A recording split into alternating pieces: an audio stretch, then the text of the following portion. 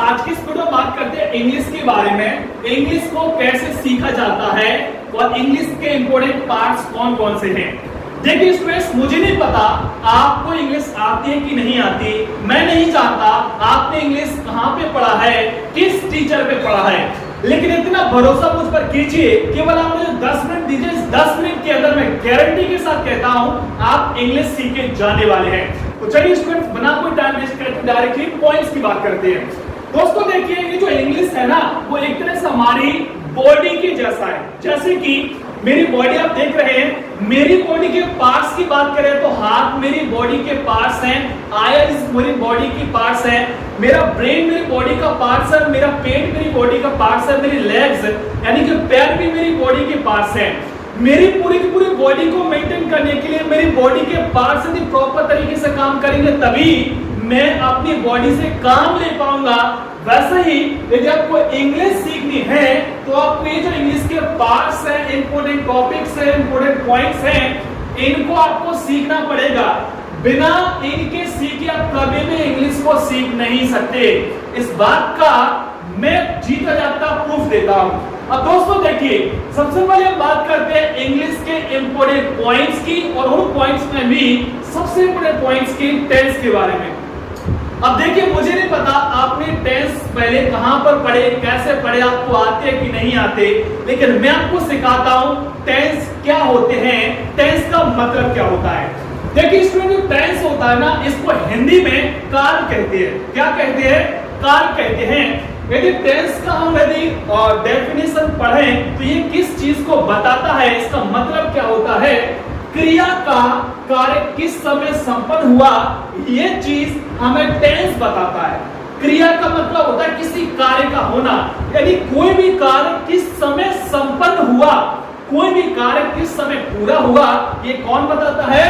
Tense बताता है। अब जैसे कि हम प्रेजेंट टाइम में इंग्लिश पढ़ रहे हैं तो ये प्रेजेंट टाइम में कार्य चल रहा है, वर्तमान समय में कार्य चल रहा है। और मान के चलिए आपने 2 दिन पहले मैथ्स की क्लास ली, तो आप पहले ही क्लास ले चुके हो, 2 दिन पहले आप पहले ही अपना कार्य कर चुके हो। तो जो पूर्व में किया गया कार्य होता है वो किस में चला जाता है?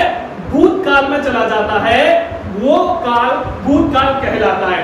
इसलिए दोस्तों जो टेंस है यानी काल है वो 3 प्रकार के होते हैं, प्रेजेंट टेंस, पास्ट टेंस और फ्यूचर टेंस, यानी कि वर्तमान काल, भविष्य काल और भूतकाल। क्योंकि कोई भी काम हम 3 ही प्रकार से कर सकते हैं, या तो वो कार्य पहले हमारे द्वारा किया जा चुका हो, या हम प्रेजेंट टाइम में वर्तमान समय में उस कार्य को कर रहे हो, जैसे कि अभी मैं आपको पढ़ा रहा हूं, या फिर किसी की प्लानिंग हम कर रहे हो। जैसे कि मान के चलिए आप परसों के दिन, आने वाले 2 दिन बाद आप कोई मूवी देखेंगे, तो ये आपने अभी से प्लानिंग कर लिया। जो भविष्य की प्लानिंग होती है, भविष्य में कोई कार्य होता है, वो फ्यूचर टेंस के अंदर आता है, यानी कि भविष्य काल के अंदर आता है। ठीक है, तो टेंस का मतलब क्या होता है? केवल टेंस का मतलब इतना होता है कि कोई भी कार्य आपने किस समय किया, वो समय को प्रदर्शित करता है, उस समय के बारे में बताता है। वो समय आपका वर्तमान भी हो सकता है, भविष्य भी हो सकता है और भूतकाल भी हो सकता है। ठीक है, अब चलिए बात करते हैं सेकेंड इंपोर्टेंट पॉइंट की, सेंटेंस के बारे में। दोस्तों देखिए, कई सारे स्टूडेंट्स को टेंस और सेंटेंस के बीच में डिफरेंस ही नहीं पता होता है। तो आज की इस वीडियो में आपको बताता हूं, टेंस केवल समय के बारे में बताता है, जबकि जो सेंटेंस होता है वो वाक्य होता है, वो केवल शब्दों का समूह होता है। अब जैसे कि मैं एग्जांपल के माध्यम से आपको समझाऊं, आपकी स्क्रीन पर एक लाइन लिखी हुई है, आई रीड अ बुक। इसका मतलब होता है मैं एक किताब पढ़ता हूं। ठीक है, मैं एक किताब पढ़ता हूं। तो यहां से लेकर यहां तक आप देखिए, जो पूरा का पूरा वाक्य है वो कई प्रकार के शब्दों से मिलकर बना हुआ है। तो इसी को हम सेंटेंस कहते हैं। क्या कहते हैं? सेंटेंस कहते हैं। तो आपने डिफरेंस देख लिया होगा, टेंस केवल हमें समय के बारे में बताता है, और जो सेंटेंस होता है उसको हिंदी में वाक्य कहते हैं। जो वाक्य होता है वो शब्दों का समूह होता है। आप अपनी स्क्रीन पर देख सकते हैं, ये जो पूरा का पूरा सेंटेंस है वो 4 प्रकार के शब्दों से मिलकर बना हुआ है, आई से, रीड से, पास से और बुक से।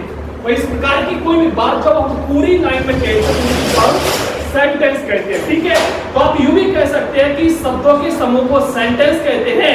और जब पर एक से ज्यादा सेंटेंस हम किसी भी निबंध के अंदर, लेटर के अंदर या फिर पैराग्राफ के अंदर हम यूज करते हैं तो उसको हम पैराग्राफ कहते हैं। समझ में आ रहा है क्या? ठीक है, तो अभी तक आपने इतना समझ लिया कि सेंटेंस क्या होते हैं। अब चलिए हम बात करते हैं तीसरे सबसे इंपॉर्टेंट पार्ट्स की, वर्ब की। दोस्तों देखिए, वर्ब को हिंदी में क्रिया कहते हैं। क्या कहते हैं? वर्ब को हिंदी में क्रिया कहते हैं।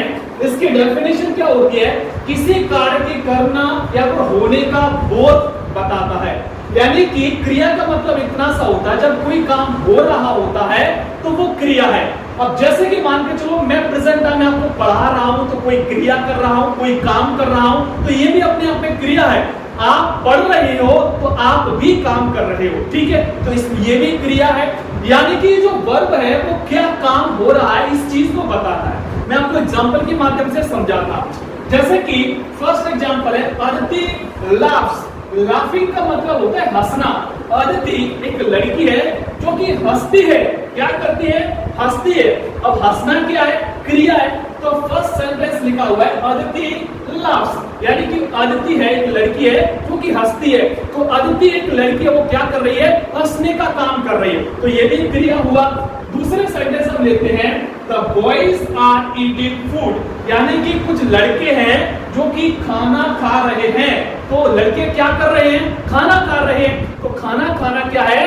क्रिया है, कुछ काम हो रहा है ना, तो इसीलिए। तो तीसरे सेंटेंस को लेकर, तीसरा सेंटेंस है आदित्य गोज टू स्कूल, यानी आदित्य नाम का लड़का है जो कि स्कूल जाता है। तो आदित्य कहां जाता है? स्कूल जाता है। तो ये भी क्या हो रहा है? काम हो रहा है इसमें। आदित्य एक जगह से दूसरी जगह जा रहा है, आदित्य स्कूल जा रहा है।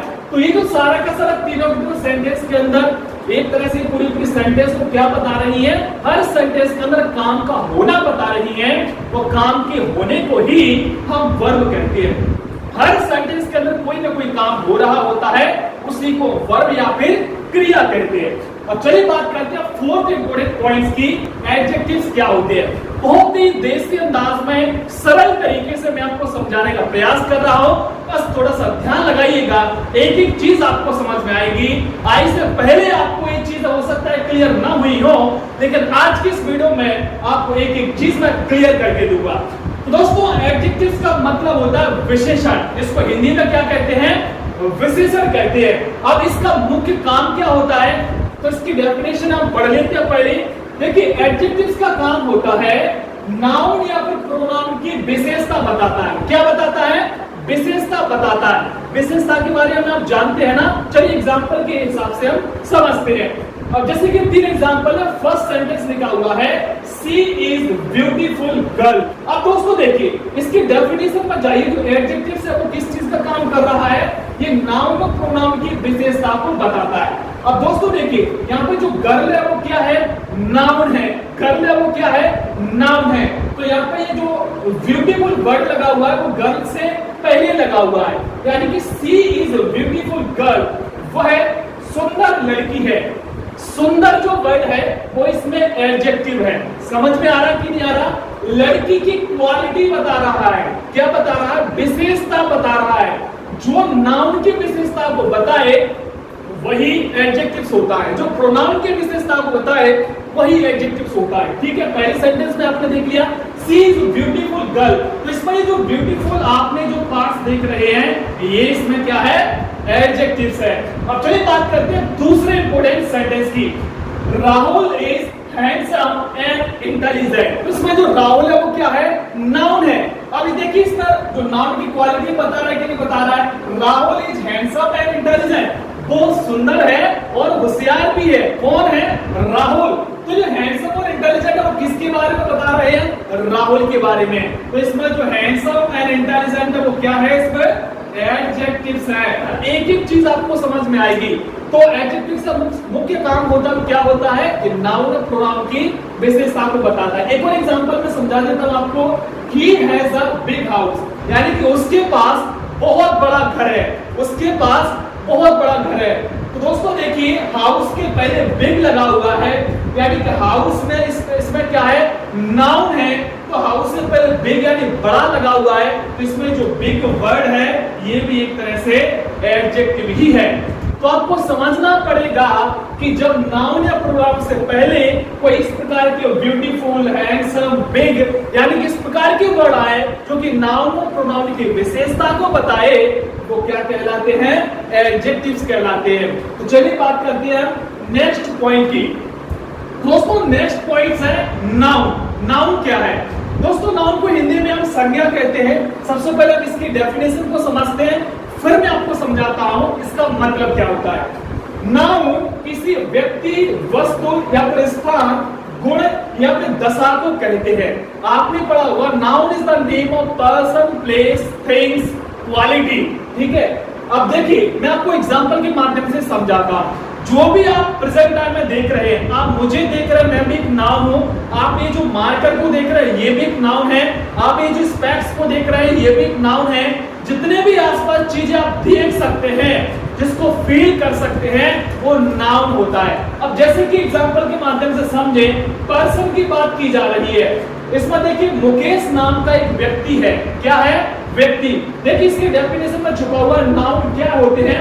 व्यक्ति, वस्तु, स्थान, गुण और दशा, ये 4-5 चीजें होती है, ये नाउन होती है। अब जैसे कि मुकेश किसका नाम है? किसी व्यक्ति का ही नाम होगा, तो ये क्या होगा? नाउन होगा। ग्वालियर, ग्वालियर क्या है? एक प्लेस है, एक स्थान है, तो ये क्या होगा? नाउन होगा। ग्वालियर की जगह पर दिल्ली, भोपाल, ये भी क्या है? प्लेस है, तो ये भी क्या होंगे? नाउन होंगे। सिमिलर पेन, ये जो पेन है वो क्या है? ये वस्तु है, इसलिए डेफिनेशन में लिखा हुआ है नाउन किसी व्यक्ति, वस्तु या फिर स्थान के नाम को कहते हैं, तो ये भी क्या है? एक नाउन है। अब देखिए ऑनेस्टी, ऑनेस्टी क्या है? एक क्वालिटी है, एक गुण है, एक ब्रेवरी यानी कि बहादुरी क्या एक क्वालिटी है, एक गुण है, ये भी नाउन है। तो आपको समझ में है कि नहीं आ रहा? जो भी चीज हम आज अपनी आंखों के माध्यम से देख पा रहे हैं, सारी की सारी चीजें वो नाउन होती हैं। जिसको महसूस कर पा रहे हैं वो नाउन ही होती है। बात समझ में आ रहा है कि नहीं आ रहा है? एक एक चीज आपको बता रहा है। किसी प्रकार की कोई समस्या आती है, आप इस वीडियो कमेंट बॉक्स में लिख सकते हैं, और आपको चीजें समझ में आ रही कि नहीं आ रही, तब भी आप इस वीडियो कमेंट बॉक्स में लिख सकते हैं। तो आपको नाउन समझ में आ गया। नाउन को हिंदी में संज्ञा कहते हैं। संज्ञा किसी व्यक्ति, वस्तु, स्थान, गुण या फिर दशा के नाम को कहते हैं। इस प्रकार की चीजें संज्ञा होती है। चलिए हम बात करते हैं नेक्स्ट पॉइंट की, प्रोनाउन की। दोस्तों काफी सारे स्टूडेंट्स हैं, उनको नाउन या फिर प्रोनाउन ही क्लियर नहीं होते। आज की इस वीडियो में आपको एक एक चीज क्लियर करके दूंगा। तो आज की इस वीडियो में बात करते हैं प्रोनाउन के बारे में। प्रोनाउन को हिंदी में सर्वनाम कहते हैं। क्या कहते हैं? सर्वनाम कहते हैं। सबसे पहले हम इसके डेफिनेशन पर चलते हैं। डेफिनेशन इसकी क्या कहती है? तो नाउन के बदले व्यक्त होने वाले शब्दों को प्रोनाउन कहते हैं। किसको? नाउन के बदले, नाउन के बदले, किसके बदले? नाउन के बदले, नाउन के बदले प्रयुक्त होने वाले शब्दों को प्रोनाउन कहते हैं। या फिर दूसरे शब्दों में कहूं, नाउन के रिपीटेशन को रोकने के लिए हम प्रोनाउन का यूज करते हैं। एक तरह से जो नाउन, जो प्रोनाउन होते हैं वो नाउन ही होते हैं, एक तरह से नाउन का ही काम करते हैं। बस नाउन को बार बार हमें सेंटेंस के अंदर रिपीट न करना पड़े, इसलिए इंग्लिश में प्रोनाउन जैसे वर्ड का यूज किया गया है। अभी जो प्रोनाउन होते हैं वो कौन कौन से वर्ड होते हैं, चलिए हम सीखते हैं।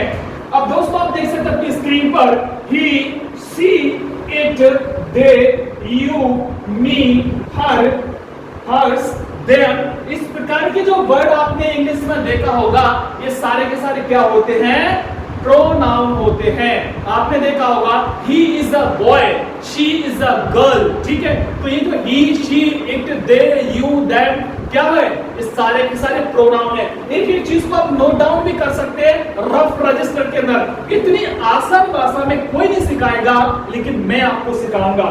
तो ना प्रोनाउन समझ में आ गया? इस वीडियो कमेंट बॉक्स में जरूर बताइए। अब चलिए हम बात करते हैं एक और लास्ट इंपोर्टेंट पॉइंट्स की, उसका नाम है एडवर्ब। तो दोस्तों एडवर्ब को हिंदी में क्रिया विशेषण कहते हैं। क्या कहते हैं? क्रिया विशेषण कहते हैं। ठीक है, ध्यान से पढ़िएगा, ध्यान दीजिएगा। एडवर्ब और वर्ब में रिलेशन है, जैसे कि नाउन और प्रोनाउन में रिलेशन है। सिमिलर पे एडवर्ब और वर्ब में रिलेशन है। क्या रिलेशन है मैं आपको बताता हूं। सबसे पहले हम एडवर्ब की डेफिनेशन को पढ़ते हैं। एडवर्ब की डेफिनेशन क्या है? एडवर्ब वर्ब की विशेषता को बताता है। किसकी विशेषता को बताता है? वर्ब की, क्रिया की विशेषता को बताता है। क्या बताता है? सबसे पहले हम एग्जांपल के माध्यम से समझते हैं। तो पहला एग्जांपल लिखा हुआ है ही वॉक्स स्लोली, यानी कि वो धीरे धीरे चलता है। वॉक का मतलब होता है पैदल चलना, समझ में आ रहा है? ही वॉक स्लोली, यानी कि ये जो ही है इसमें प्रोनाउन है, वॉक है, वो मेन वर्ब है। क्या है? Main verb. और जो स्लोली है वो यहाँ पे एडवर्ब है। क्या है?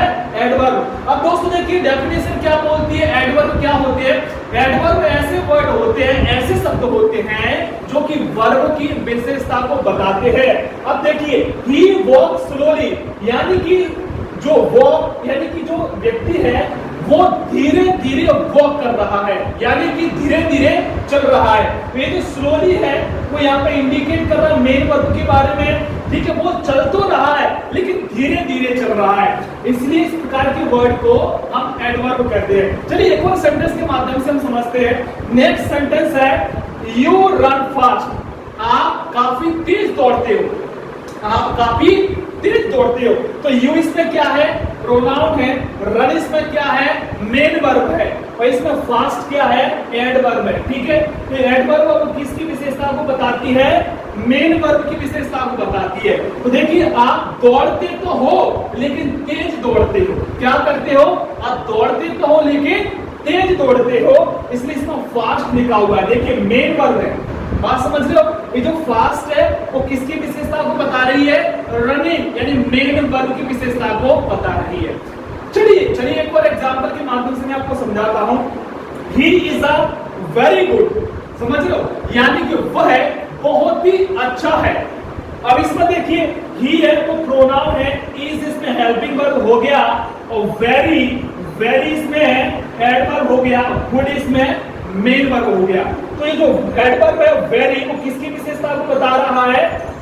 ये जो वर्ब है उसकी विशेषता को बता रहा है। ठीक है दोस्तों, इसमें जो स्लोली, फास्ट, वेरी इस प्रकार के जो वर्ड हैं वो एडवर्ब की कैटेगरी में आते हैं। ये एडवर्ब है। तो दोस्तों ये रहा आज का इंपोर्टेंट सेशन, इंपोर्टेंट लेक्चर, जो कि मैंने बहुत ही आसान तरीके से, बहुत ही आसान शब्दों में आपको समझाने का प्रयास किया है। हालांकि और भी इंपोर्टेंट पार्ट्स हैं जैसे कि proposition, conjunction, articles, modal, speech, gerund, participles, इन सब का मैंने आपको होमवर्क दिया है।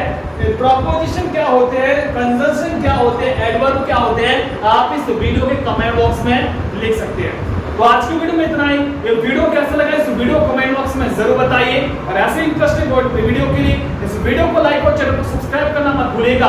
और हाँ, यदि आप डेली कोचिंग क्लासेस के स्टूडेंट्स हैं तो इस प्रकार की डीप इंग्लिश को समझने के लिए, डीप इंग्लिश के कॉन्सेप्ट को समझने के लिए डेली कोचिंग क्लासेस को ज्वाइन करिए। नमस्कार।